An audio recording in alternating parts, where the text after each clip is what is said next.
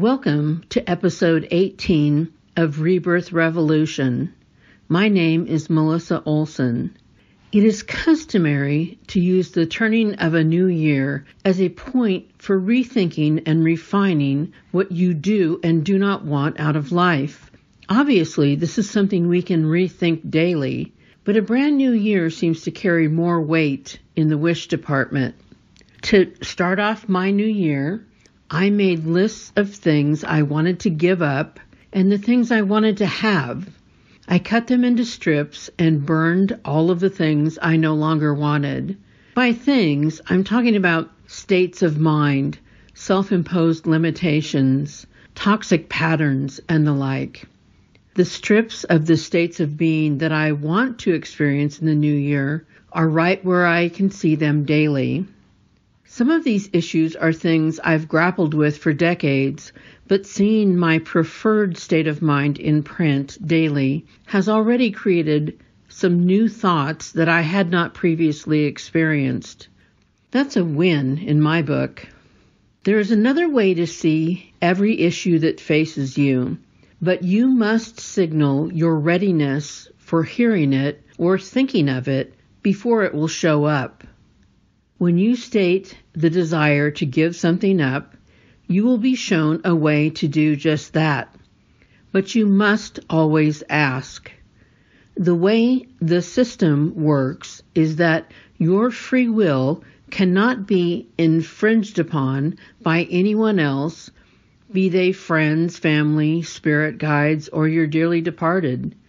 You must always ask for enlightenment or for pieces to be moved about before they can help you. This also applies to prayers. You cannot pray for something that the recipient does not want. That would be an act of using your free will to infringe on someone else. If you pray in accordance with what someone else wishes, then you are adding spiritual support. In terms of rituals, like the listing of wishes and burning of those that you do not want to carry forward, it's not that I think I will be magically transformed overnight. It's just that I don't think that flying blind will get me where I want to be. The mental exercises of reassessing what my goals are and how I'm living my life to bring those about feels very necessary. For the world to support you in what you want, you need to know what that is, and you need to state your desires. The process of getting this down on paper aligns with the Rebirth Resolutions 1, figuring myself out, and 7, accountability. It also addresses Resolution 8, letting go of what holds me back. In 2020, I plan to do this mental exercise and the ceremonial burning on a monthly basis. Waiting a whole year just wastes too much space. Are you clear on what you do and do not want in the new year? The exercise of putting that in writing will help you refine your plan.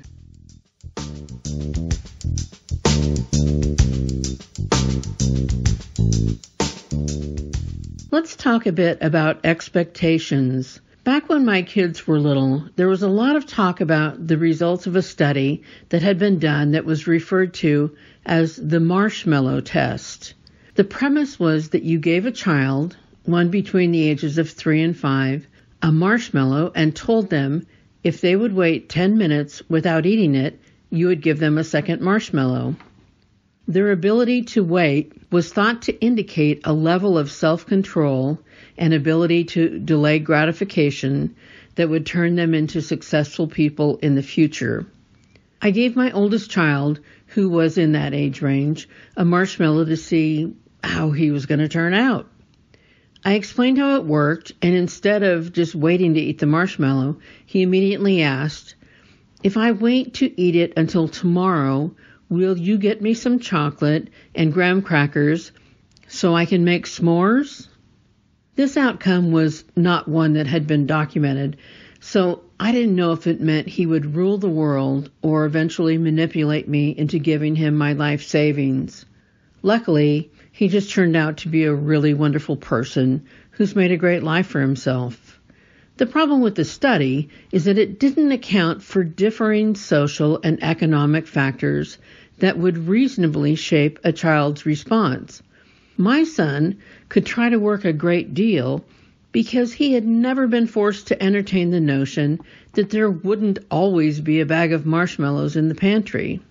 He had never missed a meal or wondered where the next one was coming from.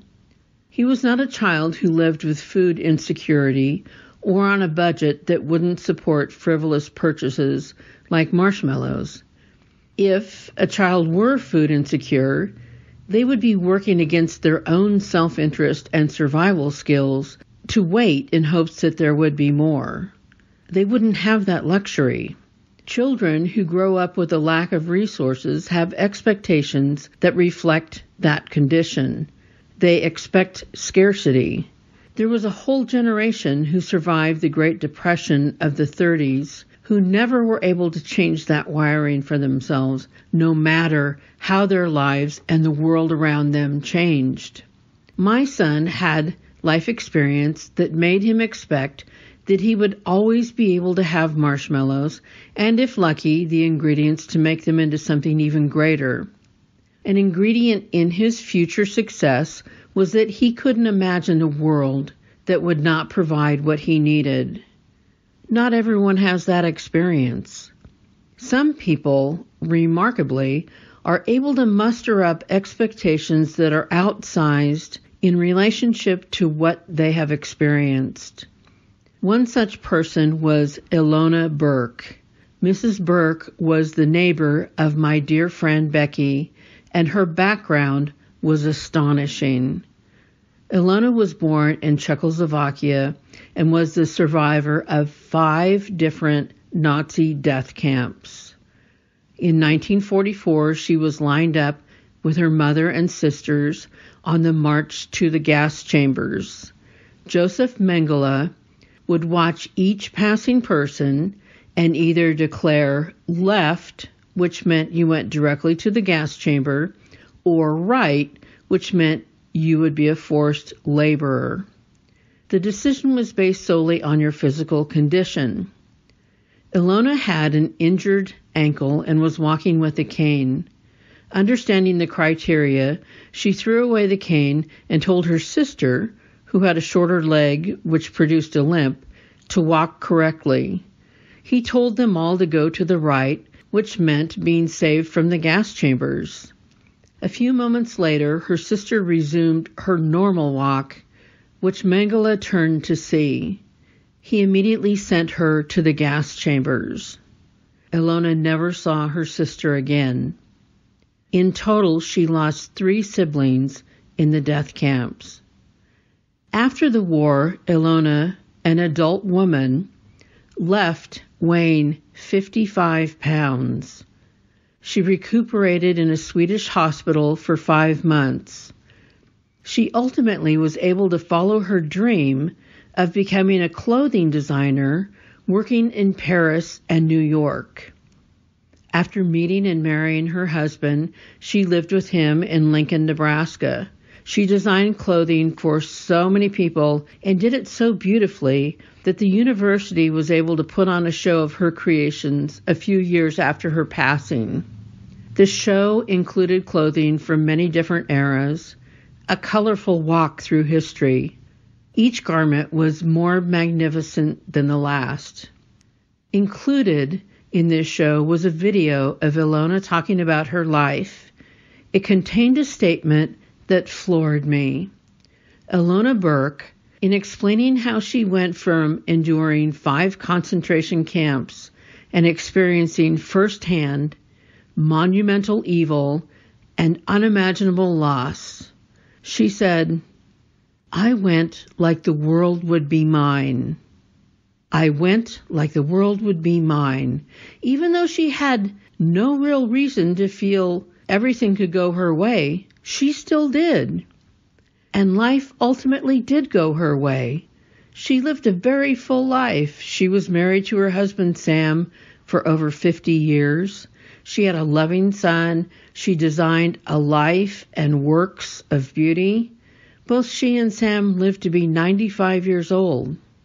An ingredient in her future success was that she, for no understandable reason, could imagine a world that would provide what she needed.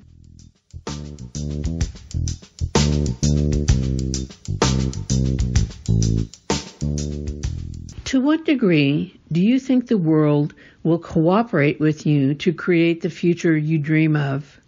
Do you imagine in your mind that you are at war with the forces around you? Do you think that it's a battle that you will win? Or do you think that you are supported and loved by the system that you live in? Are you using all the assistance that is available to you on a spiritual level to get where you want to be? Have you defined what you want and made that abundantly clear? Are the actions you're taking in alignment with those wishes, or are you battling against yourself? Do you externally say that you want one thing and internally convince yourself you can't have it? This is work, profound work, that you can do now to get closer to what you truly want. Define it, imagine it, take the steps as they are revealed to you that you need to get there. Be open to the people who will be sent to assist you along your journey. Keep going. Your mind is a powerful thing, much more powerful than you can imagine. Make sure you're using it for your greater good rather than against it. There's a charming video on YouTube entitled Life Lessons from 100-Year-Olds by Life Hunters. 3 people who are over the age of 100 talk about their past and their present. Their takes on life, their life philosophies, will provide food for thought. I want to be like Amelia Harper, who at 103 years old can still say that everything makes her happy. Check out the link. I suspect you will be both moved and you will fall in love.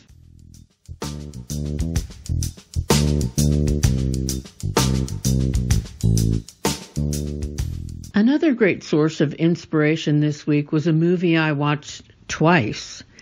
Linda Ronstadt, The Sound of My Voice. The music is astounding, as she is unequaled in her ability to master every genre of music. The way she lived her life is even more compelling. She was wise enough to do every single thing that she wanted to do. She had no peers to model herself after. She had to clear this path for herself. Female rock stars weren't really a thing at the time. While enjoying the success that filled arenas, she would decide to do something entirely different against the advice of every business person around her. The movie is just a series of older men telling her that she shouldn't or couldn't do what she wanted to do. She did it anyway. They were all amazed when her instincts proved to be hugely successful, even though that was never a motivating factor for her. She simply wanted to sing the songs she wanted to sing. And she did so while supporting and lifting up other women in the music industry. I don't think it's a spoiler to tell you that she can no longer sing due to illness, but she did everything that she wanted to do with her voice. That has to make it easier to bear. One lesson being that no matter what your gift is, you don't know how long you'll have that gift. So choose accordingly. Do everything you want to do while you still can. So much great music history and so much great music and equally wonderful life lessons to ponder. I highly recommend. It was on CNN, but it can be rented from different streaming services.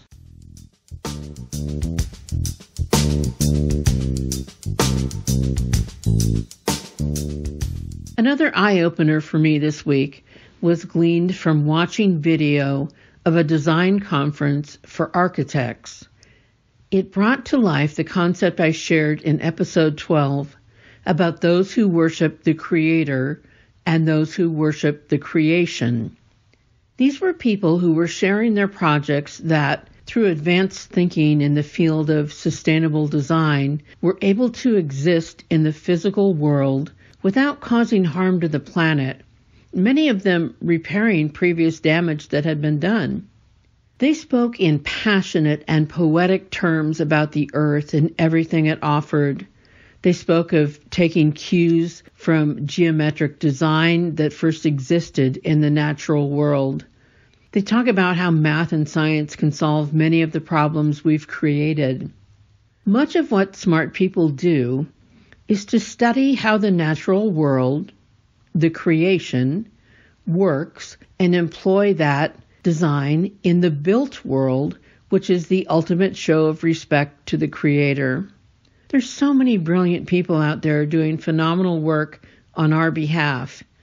We all need more exposure to them to survive in this world that seems to be getting stupider and more hopeless by the day. There are people out there who know how to fix this mess. We need them desperately. You only need to Google sustainable design or vertical farming to have your faith renewed in our ability to do better.